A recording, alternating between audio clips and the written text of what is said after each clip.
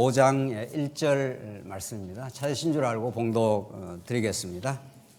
민수기 25장 1절입니다. 이스라엘이 시딤에 머물러 있더니 그 백성들이 모압 여자들과 음행하기 시작하니라.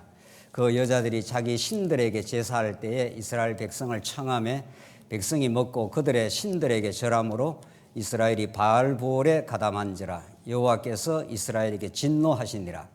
여호와께서 모세에게 이르시되 백성의 수령들을 잡아 태양을 향하여 여호와 앞에 목매달아 달라. 그리하면 여호와의 진노가 이스라엘에게서 떠나리라. 모세가 이스라엘 재판관들에게 이르되 너희는 각각 바알보올에게 가담한 사람들을 죽이라 하니라. 5절까지 우선 봉독드렸습니다. 이 땅에 존재하는 모든 사건, 모든 인물, 모든 일들은 영원 안에서 하나님이 계획하신 하나님의 그 거룩한 영광과 자기 계시의 일환일들 뿐입니다.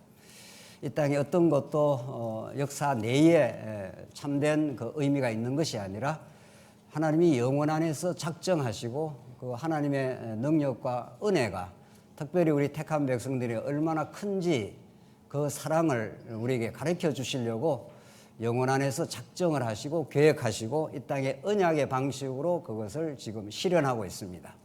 그걸 우리는 깨닫는 걸 하나님의 뜻을 깨닫는다 이렇게 말합니다. 그 영원 안에서 그리스도 안에서 우리를 예정하사 아무 값없이 하나님의 아들로 삼으신 그 뜻을 우리가 깨닫지 못하면 우리는 그때부터 방황하고 그때부터 자신이 역사의 주인인 것처럼 착각하며 무슨 일이 되면은 우쭐해하고 무슨 일이 안 되면 자기 패배감에 빠져서 괴로워하는 인생길을 살 수밖에 없습니다. 오늘 민수기 말씀 역시도 언약에 신실하신 여호와 하나님, 그 언약에 신실하신 여호와 하나님께서 보내신 하나님의 아들 예수 그리스도에 관한 진리의 말씀이고 그것 외에 성경은 정언하지 않습니다. 성경은 어떤 것도 이 성경이 내게 대하여 증거하는 것이라 예수님께서 하신 말씀이죠.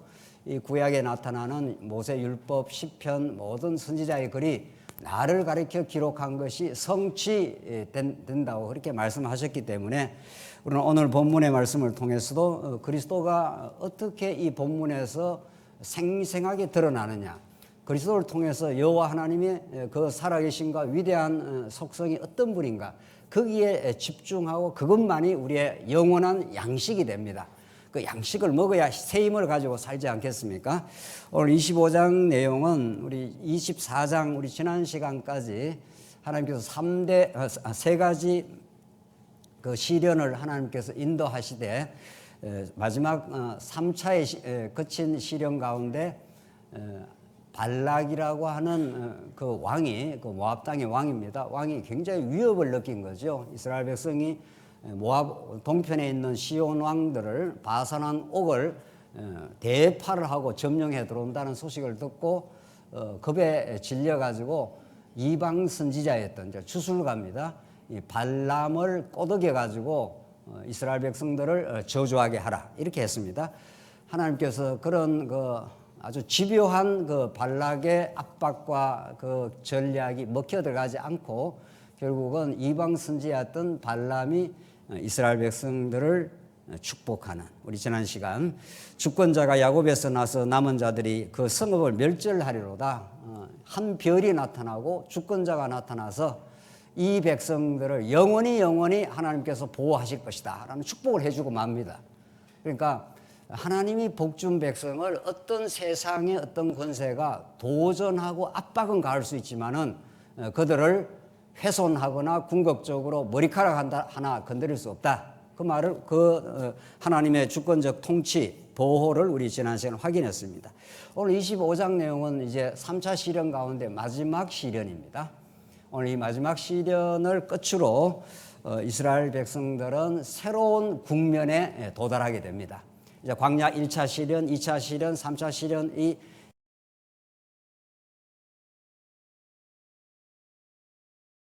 면서 애굽에서 난 400년 종살이 했던 그들의 옛 잔재를 옛 사람을 이제 하나님께서 이제 하나하나 제거를 시켜가는 거죠. 이게 시련이 복이라 하는 말이 그런 뜻입니다. 시련은 아프고 힘듭니다.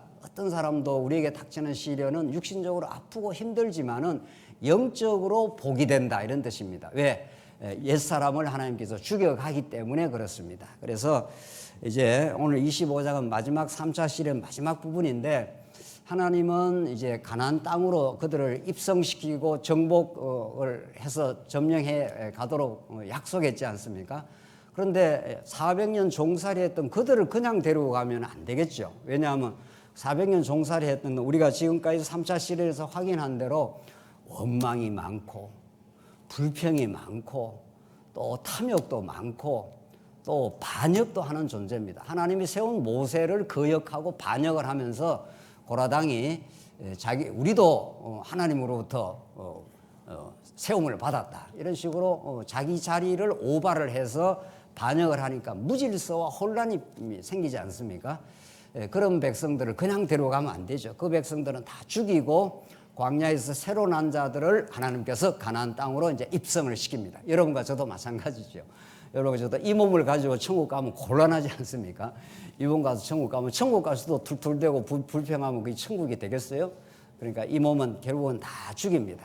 다 죽이고 하나님을 인정하고 범사에 하나님을 순종하는 그런 속사람을 키워서 이제 천국으로 데려가십니다. 오늘 25장은 그 마지막 시련 가운데 발람의 유혹이 이제 이스라엘 백성들에게 마지막 범죄를 가져옵니다. 발람이 하나님의 신이 역사하면은 이방 선지자였지만은 이스라엘 백성을 축복했지 않습니까? 그러니까 발람이 잘한다 못한다는 그 권한 또 잘한다 못한다고 하는 그 행위가 발람에게 달렸지 않다는 것이 이 본문에서 너무 분명합니다. 발람은 이방 주술사이기 때문에 발락의 말을 듣고 이스라엘 백성들을 저주할 수 있지 않습니까? 그런데 하나님의 신이 임했다고 우리 지난 시간 나왔죠. 하나님의 신이 영이 그에게 임해서 그 말을 바꾸었지 않습니까? 그랬던 발람이 오늘 이스라엘 백성들을 뒤에서 유혹을 합니다. 오늘 본문 자체에는 안 나오고 조금 뒤에 가서 31장 16절인데 그건 찾지 않겠습니다. 31장 민수기 31장 16절에 보면 발람이 그들을 유혹했다 이렇게 되어 있습니다. 그 배경 설명을 그 뒤에 가서 하는 거죠. 자, 오늘 한번 보십시다. 25장 1절 이스라엘이 시딤에 머물러 있더니 그 백성이 모압 여자들과 음행하기 시작하니라. 구약에서 음행은 육신적인 음행일 뿐만 아니라 그것이 근본적으로 영적 음행을 의미합니다.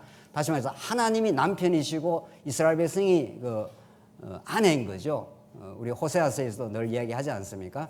하나님이 남편 되시고 너희들이 하나님의 그 부인이 되는 거죠. 아내가 되는데 하나님과 하나 되고 하나님 안에서 사는 게 아니고 다른 신을 섬기는 걸 음행이라. 그래서 선지자들이 너희들 이 창기들이라 음부라 이렇게 하나님께서 막 질타를 할 때 하나님을 떠나서 우상을 섬기는 것을 음행이라고 하는데 여기서 일단 모압 여자하고 음행을 했습니다. 그 2절 보십시오. 바로 이어지는데 그 여자들이 자기 신들에게 제사할 때 이스라엘 백성을 청하며 백성이 먹고 그들의 신에게 절함으로 나오죠. 이 신에 절하면 안 되는 거죠. 원칙적으로. 그렇죠? 이방신 아닙니까? 근데 모압 여자라고 음행했죠. 음행의 것이 이어져서 이제 그 우상에게 절을 한 겁니다. 이 끔찍한 범죄를 한 거죠. 이스라엘 백성들은 얼마나 지금 발락의 그 저주 요청을 발람을 지켜줘 갖고 하나님이 축복을 이렇게도 여러 차례 축복을 3차례나 했지 않습니까? 그쯤 되면은 우리 사람 생각 같으면 철이 들어도 어느 정도 될 것 같은데 인간은 철들지 않습니다. 인간은 철들지 않습니다. 스스로 노력으로는 철들지 않는 것이 인간은 스스로 개선되지 않습니다. 인간은 죽었다가 살아나야 되는 겁니다. 이게 성경이 가르치는 인간관입니다. 이렇게 많은 시련, 그 보호, 발람 선지자의 입에서 축복으로 바꿔내는 저주를 축복으로 바꿔내는 그런 역사를 해도 인간은 옛사람은 스스로 변하지 않는다는 게 오늘 본문에 나옵니다. 그래서 그들의 신에게 우상을 섬깁니다. 3절 이스라엘이 바알부올에게 가담하. 이 바알부올이니까 부올 지방에 있는 바알신입니다. 바알부올 이런 거 부올은 모압 땅 이름인데 이 부올 땅에 있는 그 신인 거죠. 그에게 가담한지라. 그러니까 이스라엘 백성이 그들에게 가담하면 원칙적으로 안 되죠. 하나님에게 속한 백성이니 그 우상을 만약에 발람이 꼬드겨 가지고 지금 그 우상을 섬기라 해도 우리는 안 섬긴다. 이렇게 하질 못합니다. 이 육신이 그렇게 돼 있습니다. 육신은 죄를 지을 수밖에 없도록 프로그램화되어 있습니다. 따지고 보면은 우리 인간이 스스로 죄를 못 이긴다는 거죠. 그래서 가담해서 여호와께서 이스라엘에게 진노하시니라. 이게 이제 마지막 진노죠. 세 번째 시련입니다. 1차 시련에서 범죄했고 2차, 3차 이렇게 해서 이제 마지막까지 왔습니다. 이게 이제 마지막 오늘 이게 모압 여인과 음행하고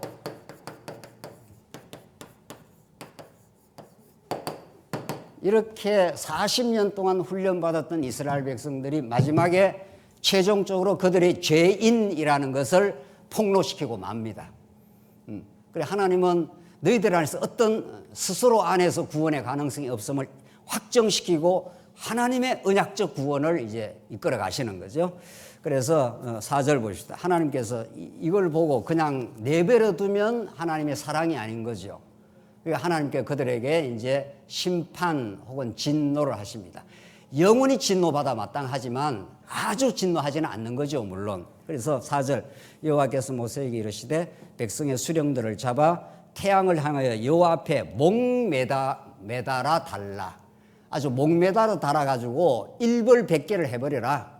이렇게 바알신을 섬기고 모압 여자들로 음행하고 하나님을 떠나가면은 죽음이라 하는 것을 만 백성들에게 교훈해라. 이런 말이죠. 그리하면 여호와의 진노가 이스라엘에게서 떠나리라. 그러니까 죄값은 뭐죠? 사망입니다. 하나님은 공의의 하나님이기 때문에 정의의 하나님이기 때문에 그 정의의 원칙을 흔들지 않습니다. 세상의 정의는 이 한 시대 때 정의를 세웠다고도 정권이 바뀌면 정의의 기준 자체가 바뀌어버립니다. 그러니까 이 세상에 절대 불변하는 정의가 없는 거죠. 진보 정권이 들어서면은 진보적 정의를 말하고 보수 정권이 들어서면 보수적 정의를 말합니다. 그때마다 정의의 기준이 바뀝니다.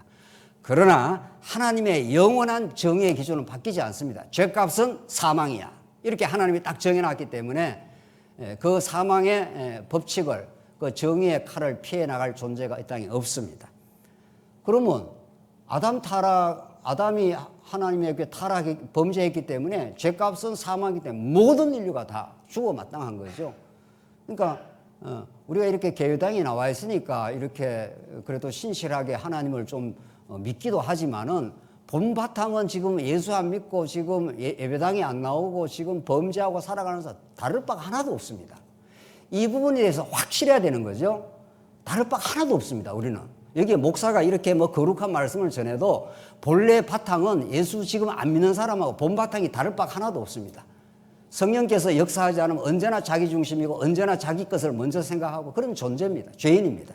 그래서 하나님께서는 정의의 원칙을 세워놓은 거죠. 이게 율법입니다. 율법을 어기면 그대로 죽인다 이런 말이죠. 그래서 하나님의 진노가 이제 목매달아 달아야 하나님의 진노가 없어지겠다.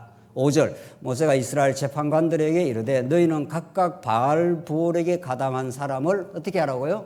죽이라 하니라. 이게 하나님의 공의의 법칙 혹은 정의의 법칙입니다.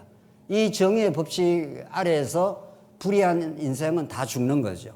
그런데 이제 누가 대신해서 죽는 거죠. 그게 제사인 거죠.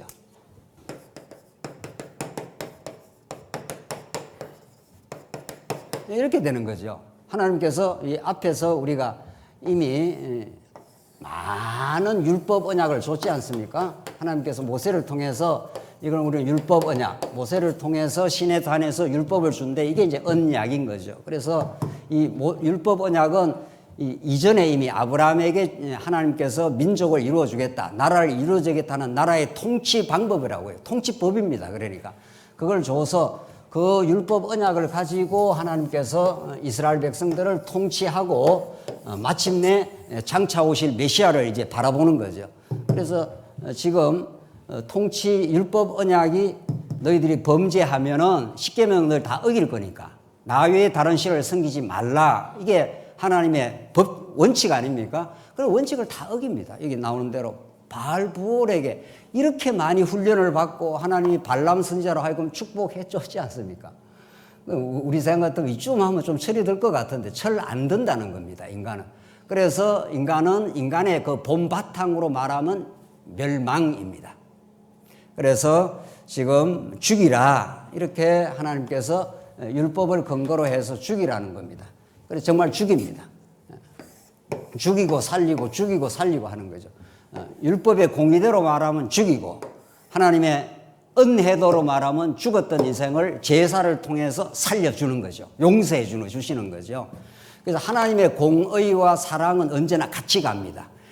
공의 없는 사랑이 없습니다. 사랑 없는 공의도 없습니다. 그렇죠? 공의만 앞세우면은 아무도 못 살아나죠. 사랑만 앞세우면은 자기가 사랑인 줄도 모릅니다. 아버지가 잘못한데도 계속 사랑을 베푸면 내가 잘못한 게 없구나 이렇게 되는 거죠. 그럼 그 사랑을 못 느낍니다. 너 행위대로 말하면 열찰 따끔하게 맞아야 돼 이런 거죠. 그러나 죽이지는 않잖아요. 그러니까 공의와 사랑은 하나님의 통치 방법입니다. 그렇죠?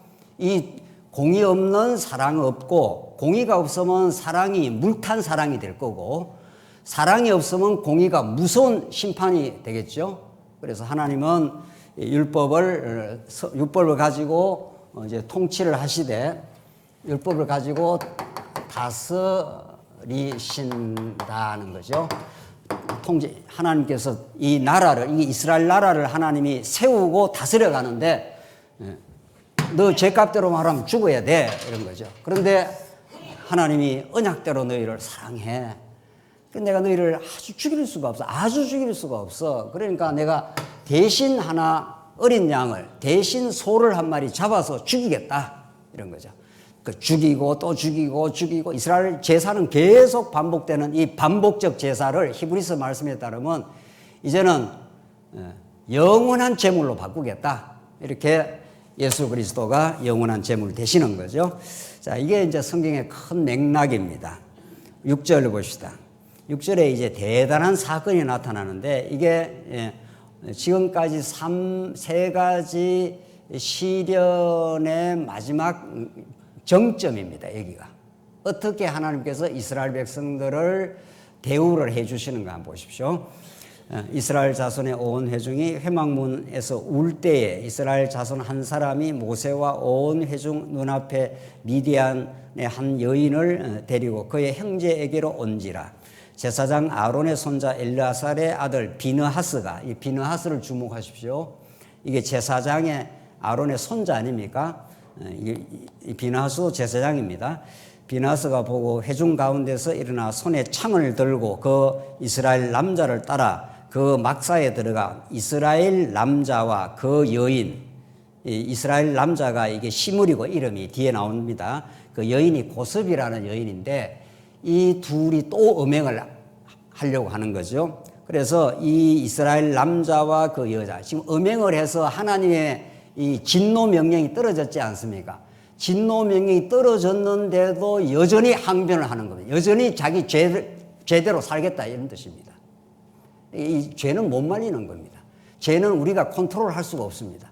지금 하나님의 목을 매달아 가지고 태양 앞에서 목 매달아서 일벌백계를 하라 이렇게 하나님 명령이 떨어져서 그걸 시행할 판인데 두 이스라엘 남자하고 여자가 막사에서 이제 또 음행의 시도를 한 거죠. 그러니까 그걸 보고는 비느하스가 더 이상 참을 수가 없다 뭐 이런 거예요. 이제 하나님의 그 진노하심이 하늘에 이제 닿은 겁니다. 이게. 그래서 이스라엘 남자와 8절 중반에 이스라엘 남자와 그 여인의 배를 꿰뚫어서 두 남자 여자가 배를 꿰뚫어 갖고 창으로 찔러 죽이는 겁니다. 두 사람을 죽이니 연병이 이스라엘 자손에게서 그쳤더라. 이 유명한 비느하스의 거룩한 질투심의 진노입니다. 이게 도대체 무슨 의미를 가지고 있는가?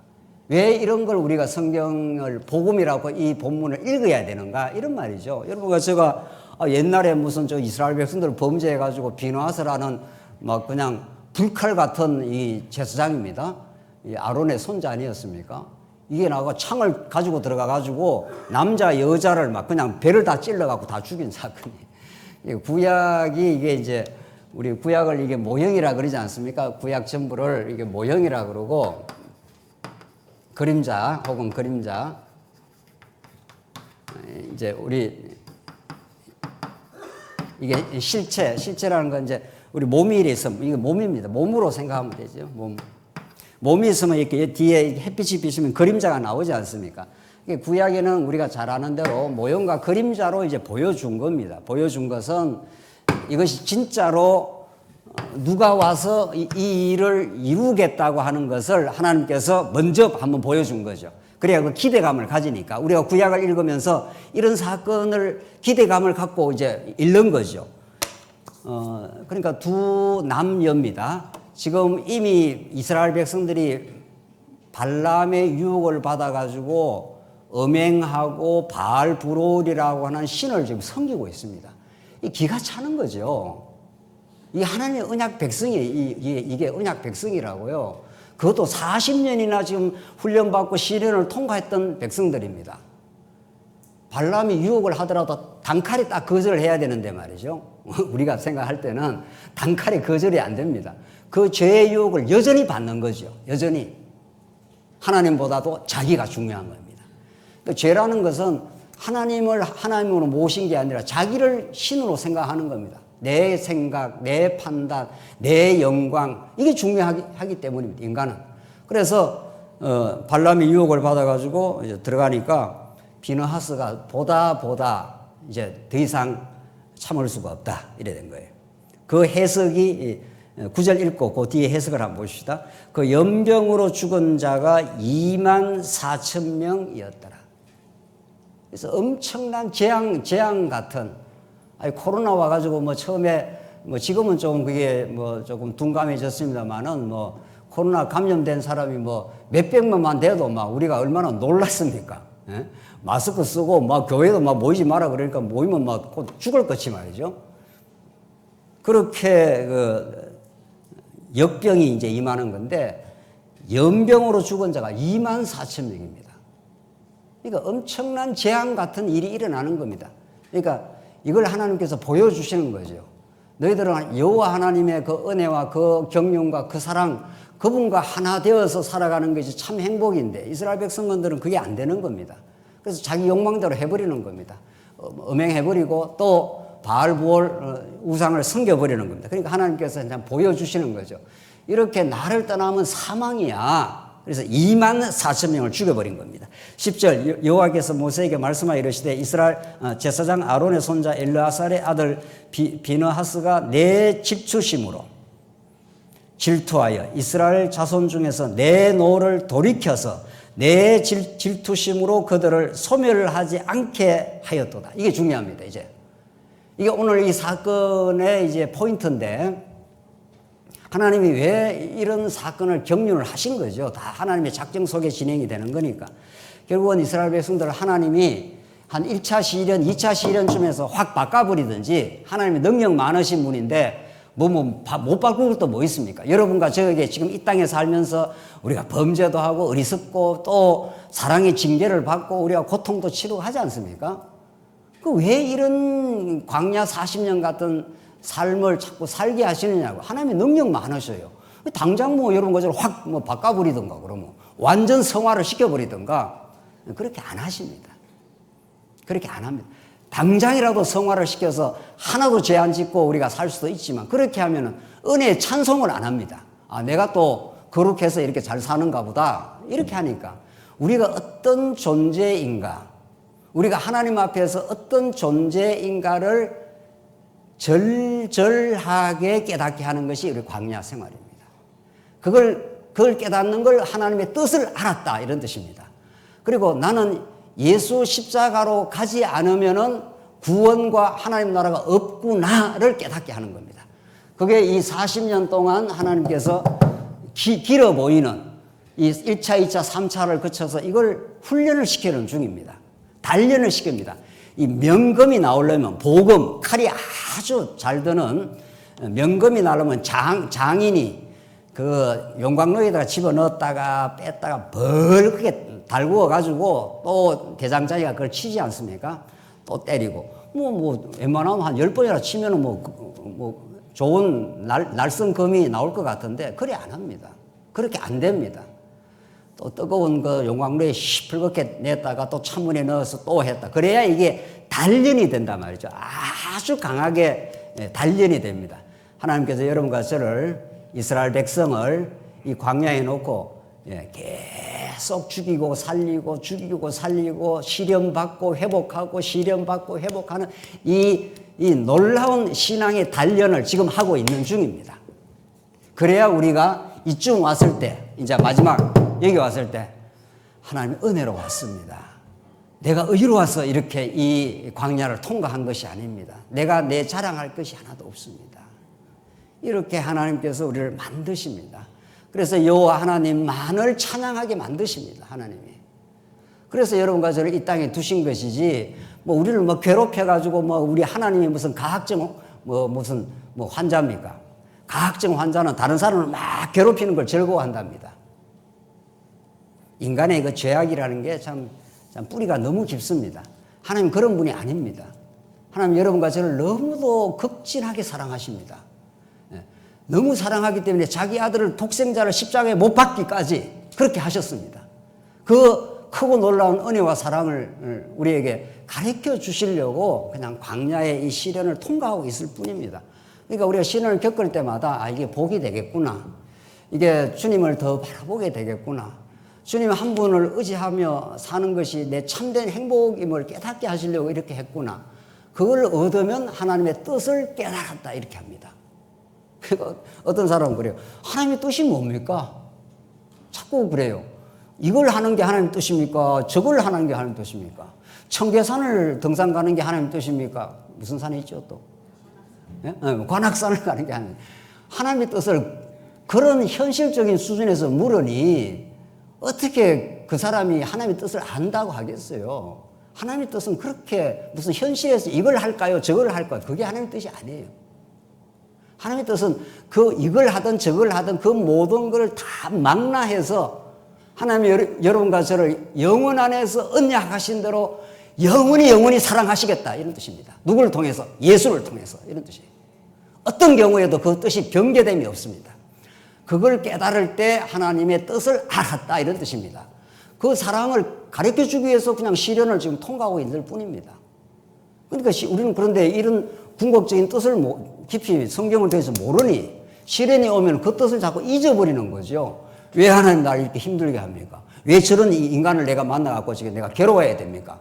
저 인간을 좀 없이 해 주시옵소서. 하나님의 뜻이라면 이런 식이죠. 그렇게 기도 안 합니까?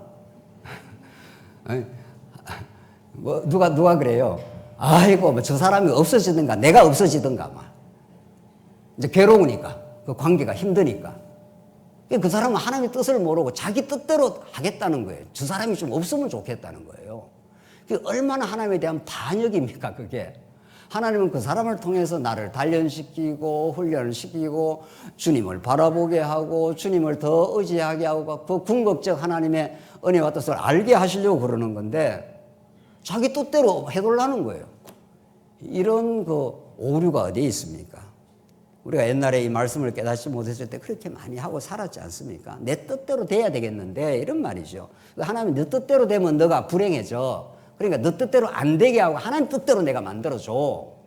그러니까 예수님도 이 선잔을 내게서 좀 지나가게 하시옵소서. 괴로우니까 십자가가 너무 괴로운 일이거든요. 육신적으로 예수님도 그렇잖아요. 예수님이 육신을 입었기 때문에 하나님 뜻이면은 가하시면은 저 선잔이 좀 지나게 하시옵소서. 그런데 예수님은 하나님의 뜻을 알았지 않습니까? 그 뜻을 안다는 게 뭐예요? 이 십자가를 지는 게 하나님의 사랑을 언약 백성들에게 드러내는 하나님의 뜻이니까 그 뜻이니까 순종을 한 거예요. 내 원대로 마옵시고 당신의 원대로 하시옵소서. 내가 죽겠습니다. 이 말 아닙니까? 그 길을 우리가 가는 사람들이죠. 여러분과 제가. 그 뜻을 알면 우리에게 닥쳐오는 시련, 닥쳐오는 어려움 이런 것이 주님의 뜻으로 알고 내 옛자를 거꾸로 틀리겠습니다. 내가 거꾸로 틀리는 것도 아니고 말이죠. 하나님 그렇게 알겠습니다.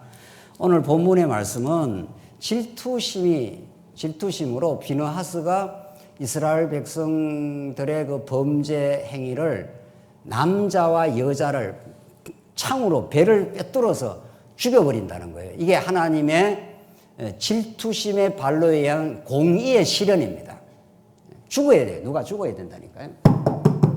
여기 오늘 3차 실현 여기에. 그렇죠? 네.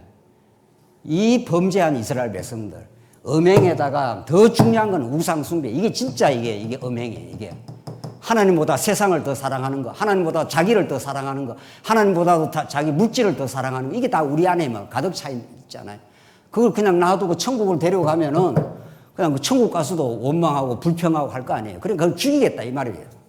그래서 하나님은 이 비느하스의 거룩한 질투심이에요. 질투라는 건 누가 하는 거죠? 남자가 여자한테 혹은 여자가 남자한테 서로 사랑하기 때문에 질투를 하죠. 사랑하는 관계가 아니면 A와 B가 서로 사랑하는 관계가 아니면 질투를 할 이유가 없습니다.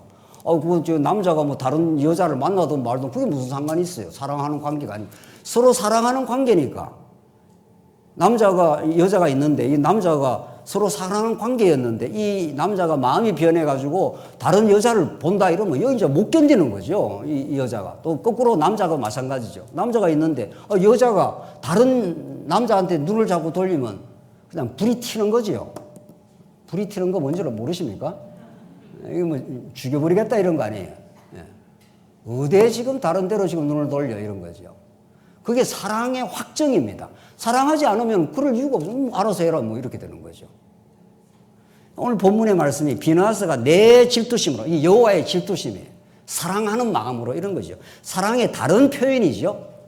사랑의 다른 표현이라고요. 내 질투심으로 질투하여 이스라엘 자손 중에서 내 노를 돌이켜서 내 질투심으로 여호와 하나님의 거룩한 질투심으로 그들을 소멸하지 않게 하였도다. 그들을 다 소멸해버려야 뭐 되는데 한 남자와 여자를 비느하스가 죽여버린 거니까 말이죠. 그냥 놔두면 안 된다. 아주 죽여버려야 된다는 거죠.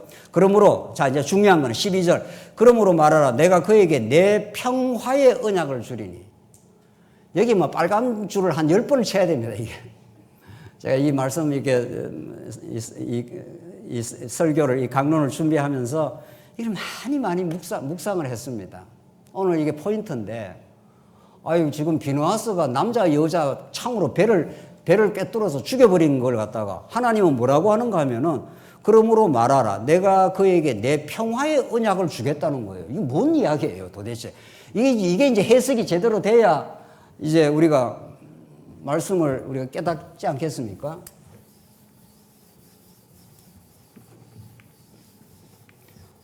사람을 죽였는데 지금 비느하스가 죽인 건 우리가 이 땅에서 뭐 어떤 A라는 사람이 B라는 사람을 죽였다 이런 의미는 전혀 아니죠. 여기 죽인다는 건 아주 거룩한 행위입니다. 이게 오늘날 뭐 육신적으로 A가 B를 죽여서 감옥 가고 안 가고 이런 차원하고는 전혀 뭐 차원 자체가 질적으로 달라요. 여기서 비느하스가 지금 범죄한 사람을 죽인 건 하나님의 공의의 실현 아닙니까? 그렇죠? 이 신적 계시입니다. 오늘날 윤리적이고 도덕적 차원에서 사람을 죽인 게 아니죠. 하나님이 계시는데 하나님이 아담을 짓고 아담에게서 모든 인류가 나왔습니다. 원래 하나님과 인간은 하나입니다. 하나님의 아들이니까 아들은 나오면은 아들인 아들이지만 아버지 입장에서는 아들이 하나예요. 하나기 때문에 사랑합니다. 사랑하기 때문에 어디 떠나가면 염려하지요. 그렇죠? 우리 자녀들 내 속에서 나왔기 때문에 그게 객체가 아니에요, 사실은. 아니면 내 안에 있던 것이 나온 상태란 말이죠. 그러니까 언제나 그 아들이 있는 곳에 부모의 마음이 가 있는 겁니다. 그렇죠? 하나니까. 하나니까 아버지와 아들은 한 몸입니다. 이게 원래 영혼 안에서는. 그런데 하나님이 그 아버지의 사랑을 한번 깨닫게 하기 위해서 탕자처럼 한번 내보낸 거예요. 너 아버지 떠나서 한번 살아봐. 이렇게 된 거죠. 그래서 탕자가 아버지를 떠나버렸지 않습니까? 떠나면은 그때부터 이제 괴로움, 염려, 불안, 걱정 이게 막 생기는 거예요. 아버지 집에 있으면은 아버지의 것이 다 자기 것이기 때문에 모든 게 풍요합니다. 모자람이 없습니다. 이 세상은 결핍으로 특징 지어집니다. 아담 타락 이후 이 세상은 결핍이에요. 생명도 무한하지 않고 우리 재산도 무한하지 않고 우리의 뭐 관계도 무한하지 않고 모든 게 다 결핍이에요. 그래서 결핍을 느끼는 거예요. 세상 사람들이. 이게 죄의 정상입니다. 아버지를 떠나면은 탕자가 나가서 돈이 점점 가져간 돈을 다 써버렸기 때문에 돈이 없는 거예요. 결핍 현상이 생기죠. 돼지우리 가서 돼지가 먹는 쥐염 열매도 못 먹지 않습니까? 내가 줄여 죽는구나를 느끼는 거죠. 결핍을 느끼는 거죠. 아버지 집에 가면은 먹을 것도 많고 입을 것도 많은데 이렇게 하지 않습니까? 하나님 아버지와 하나가 되었던 인간이 이제 떨어져 나온 겁니다. 이걸 우리는 죄라 그럽니다. 죄라 그럽니다. 그래서 이 떨어져 나온 이 상태를 이걸 원수라 그럽니다.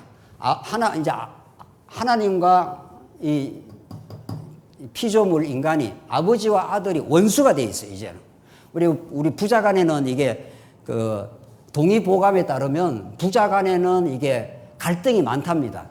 그런데 할아버지가 되면 갈등이 없어진답니다. 맞습니까? 우리 할아버지들, 할아버지 할머니들. 부자간에는 이게 서로 충돌하는 게 많답니다. 이 자식은 자꾸 부모 마음을 들을 때도 있지만 때로는 자기 주장을 해버리니까.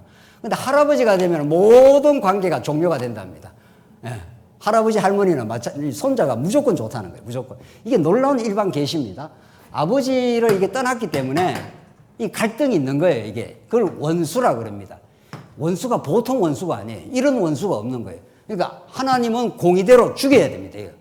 근데 자기 자식 어떻게 죽이겠어요? 사랑하는데. 그러니까 다른 방법을 다른 방법을 계획을 세운 겁니다. 하나님이. 그래서 여러분과 제가 죄값대로 말하면 원수되었던 우리를 죽여야 되는데 비느하스가 거룩한 질투심으로 죽였지 않습니까? 그 죽임으로 연병이 24,000명이 죽었지만은 그것으로 종식이 되는 겁니다. 끝까지 읽고 해석하시죠. 13절 그와 그의 후손에게 영원한 제사장 직분의 언약이라 평화의 언약이라 하기도 하고 제사장 직분의 언약이라고 합니다. 제사장의 언약이라는 거예요. 이게 도대체 이게 무슨 언약이냐고요. 이게 언약이 나오는데 이걸 평화의 언약이라고 하기도 하고 자 중요한 건 평화예요. 이게 지금 사람을 죽이고 나서 하나님이 이걸 평화라 이렇게 하는데 무슨 평화냐고. 성경에서 말하는 평화 혹은 화목은 사람과 사람 간의 평화가 일체가 아닙니다. 하나님과 이게 원수가 되어 있지 않습니까? 하나님을 박차고 나갔죠. 아버지는 사실은 아버지의 심정으로 말하면 이거 탕자 이게 돌아오면 안 됩니다. 그러나 이 행위로 말하면 돌아오면 안 되지만 아버지는 영원히 탕자를 사랑하기 때문에 돌아오는 것을 기다리고 있는 거죠. 이 원수를 기다리고 있는 겁니다. 원수는 외나무 다리에 만나면 죽여야 되는데 그렇죠? 그런데 비느하스가 그 두 사람을 죽인 것을 무슨 언약이라고요? 평화의 언약이라 이 원수가 됐던 것이 사라지는 언약입니다. 누가 하나 죽으면 이런 거죠.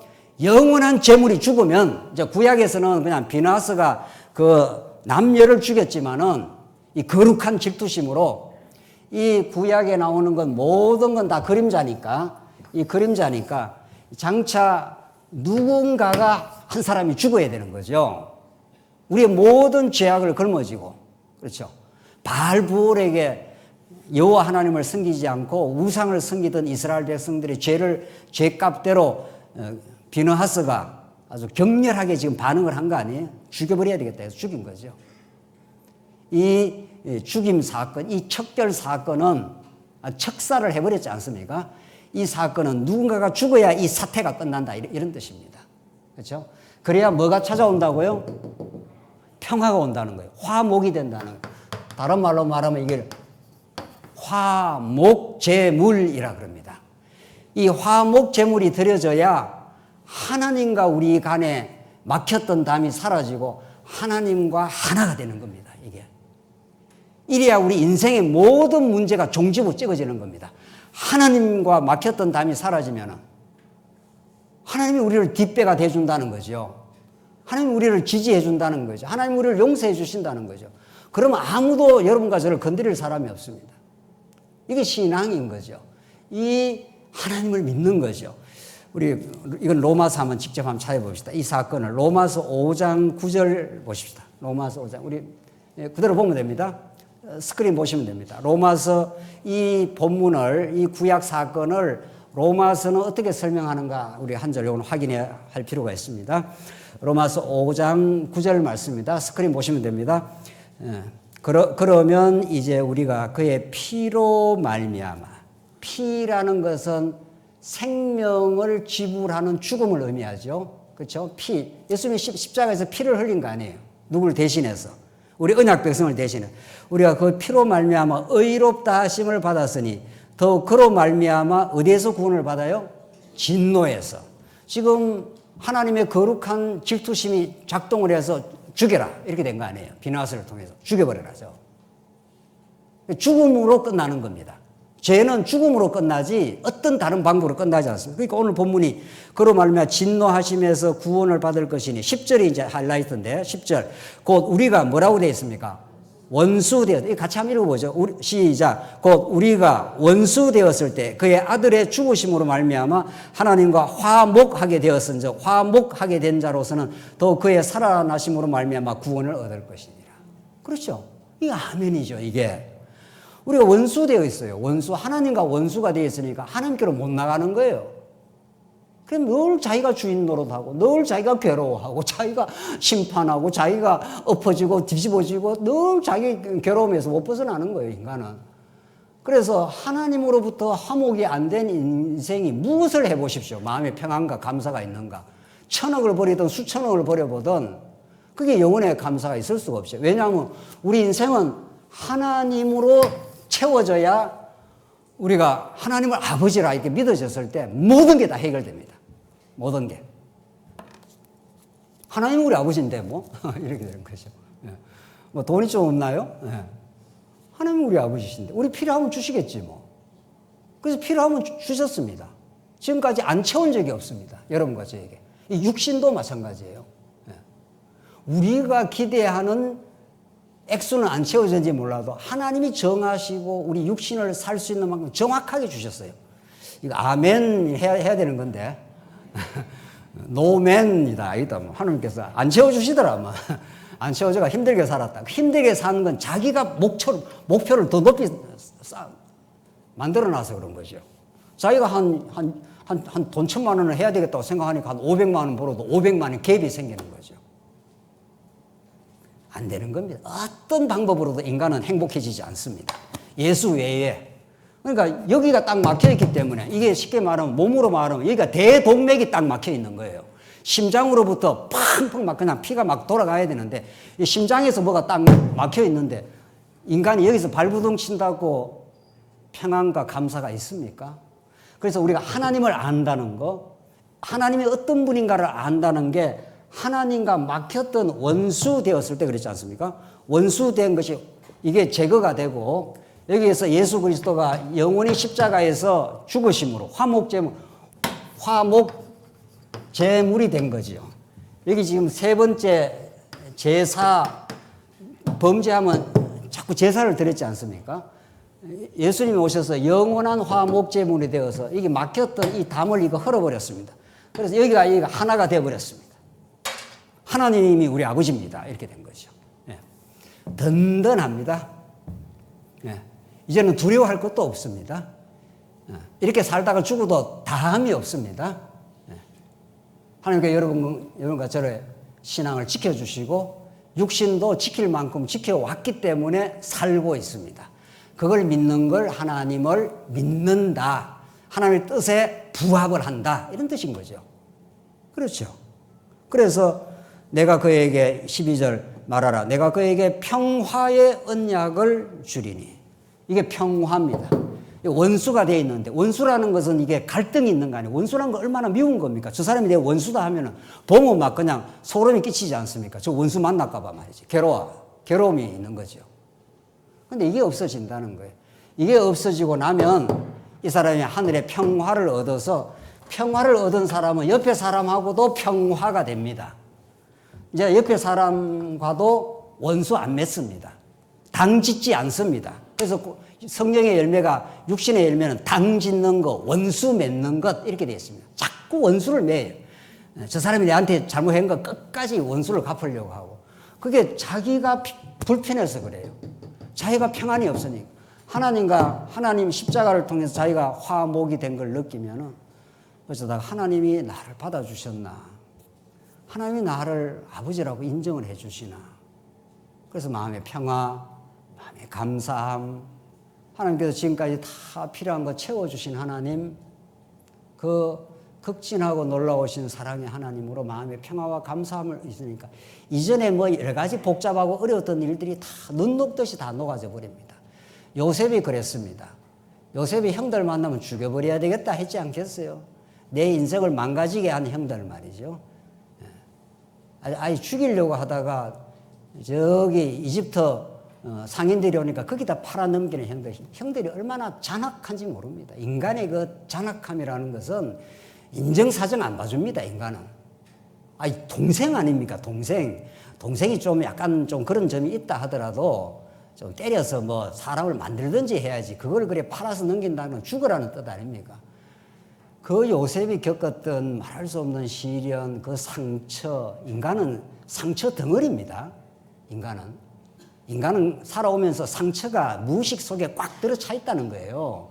이게 언제든지 폭발한다는 거예요. 이게 뭘로 해결 안 되면, 이 복음으로 해결이 안 되는 인생에게는 언제든지 폭발해요. 언제든지. 비슷한 상황만 만나면 어릴 때 받았던 어려움이 힘든 것들 막 폭발하는 거죠. 자기도 모르는 거예요. 왜 내가 이런지도 몰라요. 인간이 그런 존재예요. 인간이 그렇게 연약한 존재입니다. 네. 자기도 자기를 모르고 지금 사는 거죠. 자기가 자기를 어떻게 알겠어요? 하나님을 모르는데. 하나님을 알면 이 담이 흐려져 버리고 원수가 평화의 언약을 내가 너에게 주노니 이렇게 했죠. 참 오늘 놀라운 말씀입니다. 정말 세상에 이 말씀이 아니면 우리는 살 길이 없는 겁니다. 하나님하고 더 이게 담이 막혀져 있고 하나님을 깊이 모르니 모든 것이 복잡해지는 거죠. 13절 그와 그의 후손에게 영원한 제사장 직분의 언약. 이게 영원한 직분의 언약이랍니다. 성도님들, 언약이라는 걸 우리가 너무도 중시하는데 이게 영원한 제사장 직분의 언약이라는 건 새롭지 않습니까? 제가 어제 이 말씀을 이렇게 묵상하고, 이야, 참 또 이 언약이라는 것도 우리는 아브라함 언약, 뭐 모세 언약, 뭐 다윗 언약 이런 큰 줄기의 언약을 많이 이제 알고는 있는데, 세상에 지금 이게 평화의 언약이라는 게 이전에 이 평화의 언약이라는 게 다른 게 아닙니다. 이게 화목 제물을 드리는 거란 말이죠. 이게 바로 모세 언약의 다른 이름이에요. 모세 언약이라는 게 다 제사를 드려서 원수된 이스라엘 백성들을 다 이렇게 하나님께서 만나 주시겠다는 거 아닙니까? 회막에서 만나서 그들을 용서하고 죄 없다 해주시고 하나님 보호하시고 또 격려하시고 또 출발해. 너 실수했지? 또 가. 괜찮아. 약속의 땅으로 너희는 반드시 갈 수 있어. 그 사랑과 그 격려 속에 우리가 가지고 있던 모든 마음의 고통들, 마음의 어려움들이 다 해소가 되는 거죠. 하나님으로부터 그걸 용납을 받아야, 그리고 하나님의 은혜를 받은 우리 성도들이 우리 지체들을 또 그렇게 격려해 줄 수 있죠. 위로해 줄 수 있죠. 사랑하는 성도님, 사랑하는 성도님의 삶을 들어보니 너무도 힘들었네요. 한 사람 한 사람의 삶이 얼마나 힘든지 몰라요. 제가 그래도 목회자 아닙니까? 성도님들하고 깊은 이야기를 제가 들을 때가 많지 않습니까? 상담을 해보면 이루 말할 수가 없어요. 어떤 분들은 뭐 죽고 싶고 뭐 어제 뭐 뛰내리고 싶은 게 뭐 몇 번이나 있었다는 거예요. 김중 목사도 그랬고, 목사도 그러냐 말이죠. 목사도 그렇습니다. 최근은 아니고요. 너무 놀라지 마시고 오래전에 하도 힘들어갖고 이거 뛰내려야지. 이거 뭐 살아서 뭐 하나 말이지. 여러분 안 그렇습니까? 다 해피하시고 모든 게 뭐 편안하십니까? 그렇지 않는 것 같은데요. 하나님과 막혀 있으니 죽을 노릇이에요. 막혀 있으니 탐욕, 시기, 원망, 미움 여기 뭐 꽉꽉 들어차 있는 거죠. 이걸 어떻게 해결을 합니까? 이걸 어떻게 해결해요? 우리가 이걸 어떻게 해결하냐? 여기서부터 해결을 해버려야 예수님이 십자가에서, 그래서 예수님이 십자가 죽으실 때 구약의 모든 언약을 다 이루었다. 그래서 십자가로 정리를 해보기 때문에 십자가 죽고 부활하심으로 이 땅에 이 죄악 세상 가운데 하나님의 나라가 도래를 했지 않습니까? 이제 하나님 나라를 예수님이 선포하시고 십자가 죽으심으로 본격적인 하나님 나라 시작이 되는, 하나님이 통치하신다. 하나님 우리를 용서하셨고 하나님의 아들로 삼아주셨다. 더 이상 우리에게 필요한 게 뭐가 있습니까? 그분이 내 삶을 책임지시고 인도해 오셨고 앞으로 영원히 인도해 가실 것이다. 내가 겪어왔던 그 관계적 갈등들, 여러 가지 힘든 일들도 나를 나대게 하시는 하나님의 뜻이었다. 이렇게 우리가 이 복음을 받아들이게 되면 오늘 13절 그와 그 후손에게 영원한 제사장 직분의 언약이라. 그가 그의 하나님을 위하여 질투하여 이스라엘 자손을 뭐 하였다고요? 속죄하였습니다. 속죄하기 때문에 화목이 이루어진 겁니다. 이제 하나님과 완벽하게 하나님 아버지 이렇게 나갈 수가 있게 된 거죠. 죽임을 당한 이스라엘 남자 곧 미디안 여인과 함께 죽음을 당한 자의 이름은 시므리니 살루의 아들이요 시므온의 조상의 가문 중 한 지도자이며 죽임을 당한 미디안 여인의 이름은 고스비이니 수르에 따르라. 수르는 미디안 백성의 한 조상의 가문의 수령이었더라. 여호와께서 모세에게 말씀하여 이르시되 미디안인들을 대적하여 그들을 쳐라. 미디안이라는 게 이제는 전쟁을 치러라. 앞으로 이제 가나안 전쟁, 본격적으로 전쟁이 이제 이루어집니다. 이는 그들이 속임수로 너희를 대적하되 부올의 일과 미디안 지휘관의 딸 곧 부올의 일로 연병이 일어난 날에 죽임을 당한 그들의 자매 고스비의 사건으로 너희를 유혹하였습니다. 유혹을 해서 너희들이 이렇게 범죄하지 않았어. 그래서 연병이 24,000명 죽지 않았어. 하나님과 너희들이 이렇게 떠나 있어. 그래서 비느하스가 이 범죄의 원인이 된 이스라엘 백성과 고스비라는 여자를 창으로 찔러서 죽여버린 사건. 이 죽인 사건이 궁극적으로 메시아를 하나님께서 보내줘서 메시아가 십자가에서 엘리 엘리 라막 사막다니 그 저주의 죽음을 여러분과 저를 대신해서 죽어주심으로 언약을 성취하심으로 우리 하나님의 그 크고 놀라운 은혜와 사랑을 확정시켜 주심으로 이제는 원수되었던 여러분이 하나님 아버지 이렇게 너무도 감격스럽고 감사하게 하나님께 나아갈 수 있게 하신 거죠. 이제는 시온의 대로가 열려버렸습니다. 큰 길이 열려버렸고 그 시온의 대로를 향해서 여러분과 제가 진군을 할 수 있는 거죠. 하나님 믿고 이제 전진합니다. 하나님 우리를 받아주셨으니 우리가 두려울 것이 없습니다. 하나님 우리에게 채워주셔 왔으니 우리가 부족한 것도 없습니다. 이게 하나님 여호와를 믿는 하나님을 아버지로 믿는 여러분과 저의 담대하고 당당하고 두려움 없는 전진을 하나님께서 하게 하실 겁니다. 이 말씀 안에 승리하시기 바랍니다. 우리 기도하십시다. 하나님 아버지 은혜를 감사합니다.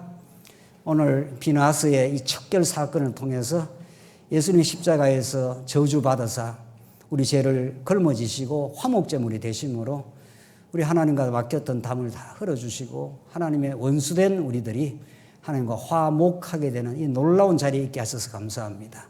그 은혜를 누리게 하시고 이제는 두려움 없이 채워주실 그 하나님을 바라보며 한 걸음 한 걸음 주님 안에서 전진케 하시옵소서.